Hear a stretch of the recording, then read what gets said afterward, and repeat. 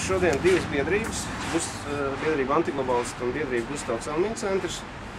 Mēs iesniedzām iesniegumu ģenerālprokuroram Kalmēra kungam sakarā ar Hipotēkas bankas sadalīšanu un pārdošanu. Mēs uzskatām, ka tas ir nelikumīgi, un šo savu viedokli mēs pamatojam uz vairāk nekā 30 likuma pantiem. Vairāk panti ir ļoti skaidri norāda, ka iedzīvotāji Latvijas teritorijā drīkst rīkoties ar kopīpašumu. Piemēram, 1067. pants norāda, ka īpašuma tiesības pieder uz vienu tā pašu nedalītu lietu vairākām personām, nevis reālās, bet tikai domājamās daļās. Sadalīs vienīgi tiesības saturstīt kopīpašuma tiesības. Respektīvi, gan Hipotēka banka, gan Latvenergo, gan LMT, gan daudzas citas lietas, viņas nav abstraktas kategorijas. Viņas kādām pieder. Pieder mums visiem Latvijas iedzīvotājiem. Un būtībā mēs uzskatām, ka visas iepriekšējos 20 gadus veiktās privatizācijas ir netiesiskas un nelikumīgas, jo netika saņemta pārējo kopīpašnieku atļauja. Tātad mēs saskatām arī krimināla likuma pārkāpumus, kur mūsuprāt notiek dienas stāvokļu pilnvaru pārsniegšana, dienas stāvokļu ļaunprātīga izmantošana un tiek veikts apzināts kaitējums. Jo valsts banka, kas strādā peļņu, kas ir rentabli, viņa ir plānota sadalīt un pārdot ar zaudējumiem. Ar ļoti būtiskiem zaudējumiem, kas sasniegt līdz 110 miljoniem latu. Tas ir Hipotēka banka, jā? Jā, Hipotēka banka.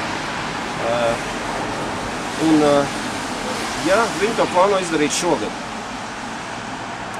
Šogad pēc Eiropas komisijas rīkojuma. Mēs esam kategoriski pret to, jo uzskatām, ka Latvijas teritorijā galvenākais satversme. Satversmes 2. punkts nosaka, ka suverēnā vara Latvijas teritorijā pieder Latvijas tautai. Mums visiem. Lūk, no patērētāja aizsardzības tiesību viedokļu mums tiks liekt, mums visiem iedzīvotājiem, uzņēmējiem, valsts pārvaldei, slimnīcām, skolām un citām iestādēm tiks liekt iespēja glabāt naudu valsts bankā. Valsts bankā 100% valsts kapitālu. Mēs visi būsim spiest glabāt savu naudu ārzemju bankās. Bet kā ārzemju banka strādā, mēs visi ļoti labi redzam. Viņas bankrotē un gan pašvaldības, gan iedzīvotājs zaudē savus finanses. Mēs par šo runājām 2010. gada 8. novembrī. Tas bija aicinājums, kur mēs aicinājām visus pašvaldību līdzekļus, visus pensiju fondus, visus pārlikt valsts bankā. Mēs brīdinājām par briesmām, kas notiks, ja viņi to nedarīs. Un atbildi kāda bija? Atbildi bija atrakstīšanās. Gan 2010. gan 2011. Pagājušajā gadā 9. decembrī mēs, biedrība Antiglobālisti un biedrība Gustavs Elmiņa centrs, iesniedzām ultimātu, kuru, mūsuprāt, ir jātiek izpildītam līdz šī gada 31. martam.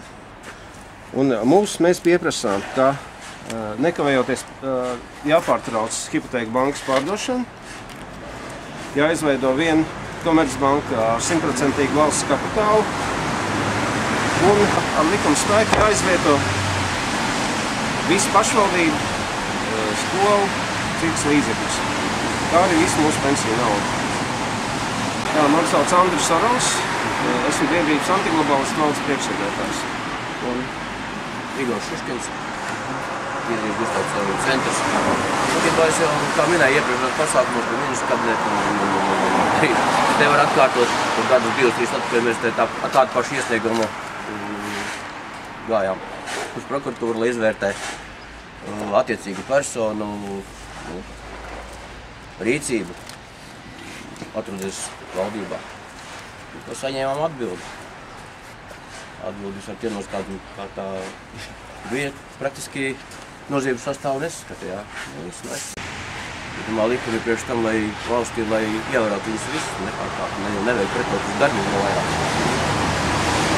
Tomēr ceram, ka prokuratūra nopietni izvērtēs šo mūsu iesniegumu un vadīsies no likuma pantiem.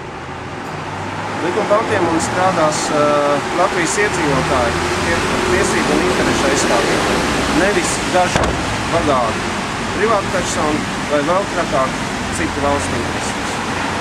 Paldies.